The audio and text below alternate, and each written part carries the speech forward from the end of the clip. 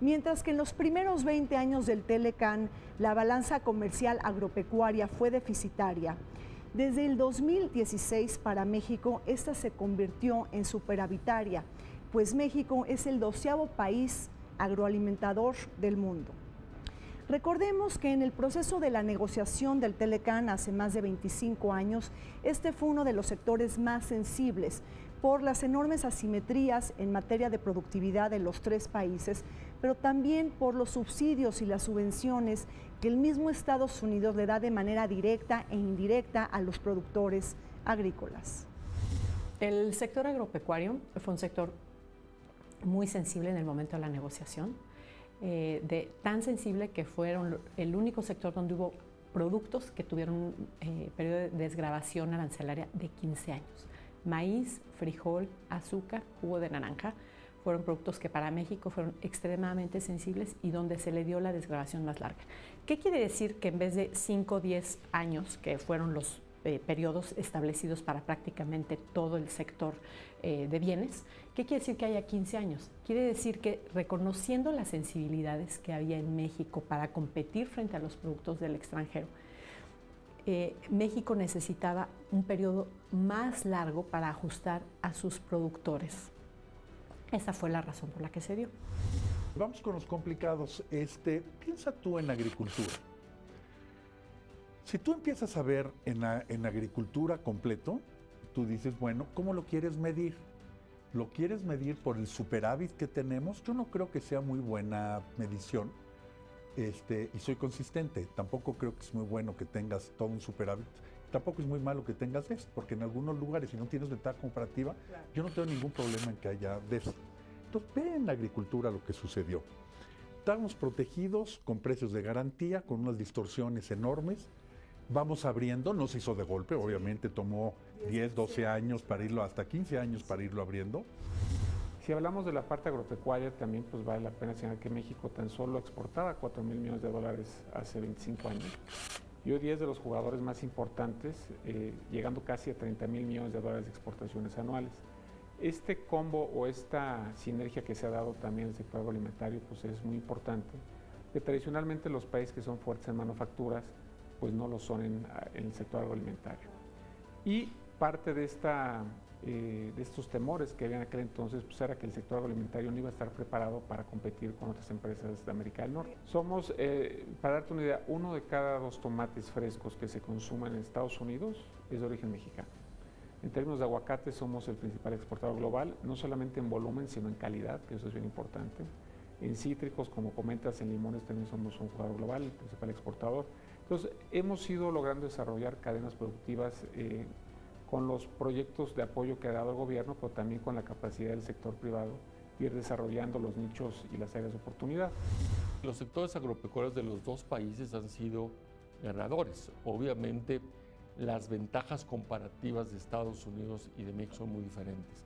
Nosotros somos muy buenos para la parte hortifrutícola, tenemos grandes historias de éxito al amparo del TLC en todo lo que son las berries,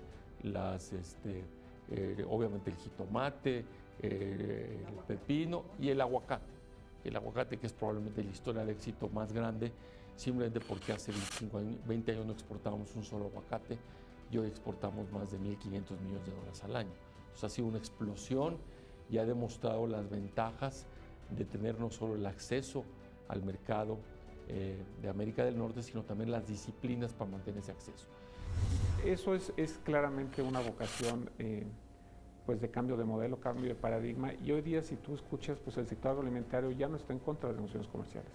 Más bien lo que pide es buscar espacios para tener mayor posicionamiento de sus productos en el exterior.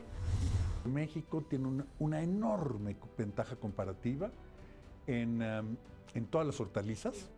Todas las hortalizas. Aguacate, bueno, en aguacate los americanos la vieron venir y por eso, canijos, nos cerraron un buen tiempo, muchos años, pero ahora que se abrió, nada más con 3 años de producción, México ya está exportando 1,000 millones de dólares de aguacates, ¿no es cierto? En jitomate, en espárragos, en toda esta parte. Entonces tú vas a muchas partes del Bajío, no se diga en Sinaloa, que es con las presas la irrigación magnífica que tienen, etcétera, lo que ha pasado. Y ahí tú ves que la ventaja comparativa funcionó extraordinariamente bien. México hoy es una de las principales potencias exportadoras agrícolas. Y sí es cierto que hay una complementariedad muy clara entre México y Estados Unidos. Estados Unidos es muy fuerte en el sector granos, maíz, arroz, trigo, sorgo, fructosa. Y también es muy fuerte en la exportación de lácteos, carnes. Nosotros también somos fuertes en la parte de hortalizas, frutas. Somos el primer exportador de tomate, aguacate. Exportamos $2,000 millones de tomate al año.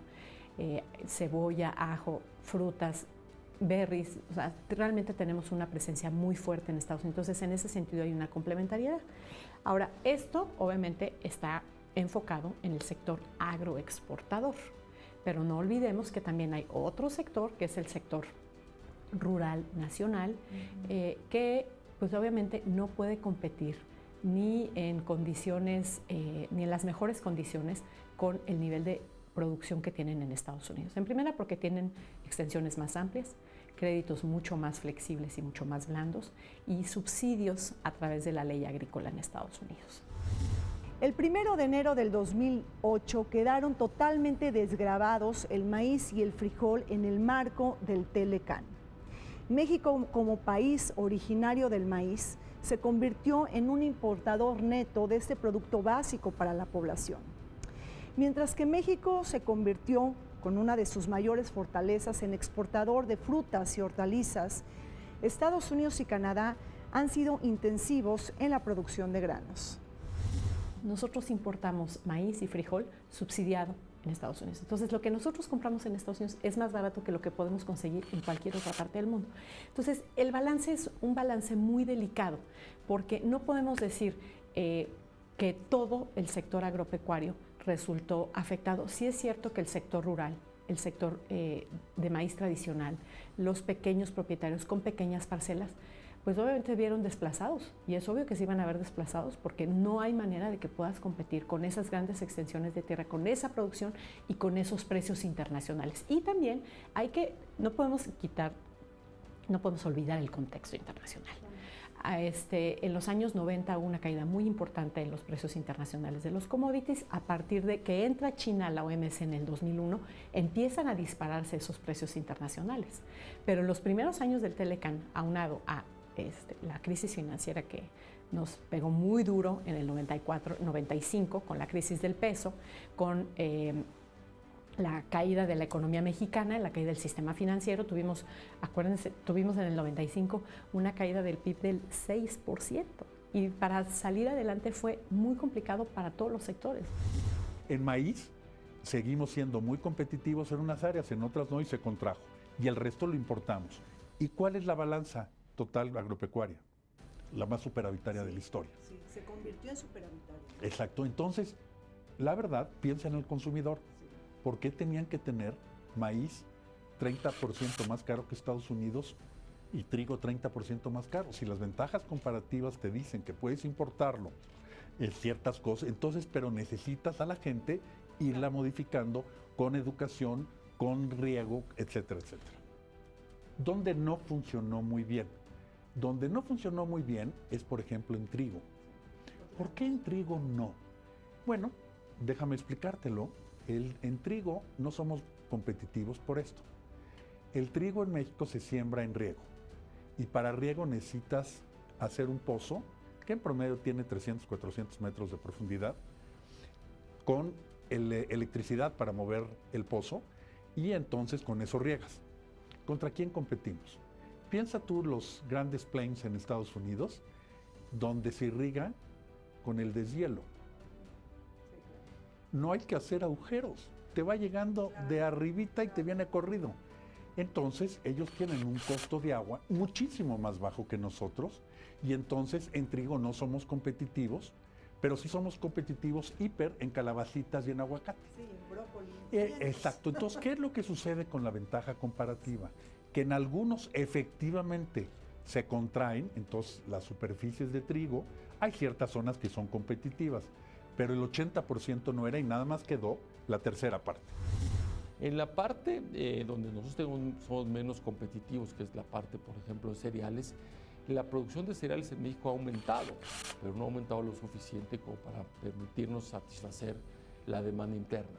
Y el acceso a granos y productos pecuarios de Estados Unidos, que es probablemente uno de los mejores productores del mundo, le ha dado competitividad, por ejemplo, a toda la producción de carnes frías y de lácteos en México que pueden comprar cereales baratos. Entonces yo creo que sí ha habido un juego de ganar y un poco la idea ahora es construir sobre lo que se ha hecho, ver qué podemos hacer en temas sanitarios, fitosanitarios, para que los dos países sigan expandiendo sus producciones. Hoy, si México no estuviera al lado de los Estados Unidos, no tendríamos alimento tan barato como lo podemos importar en estos momentos. Si se complican las negociaciones del Tratado de Libre Comercio en el sector agrícola, México tendrá que buscar otros mercados, pero nos va a salir mucho más costoso traer estos insumos de Uruguay, de Argentina, de la India.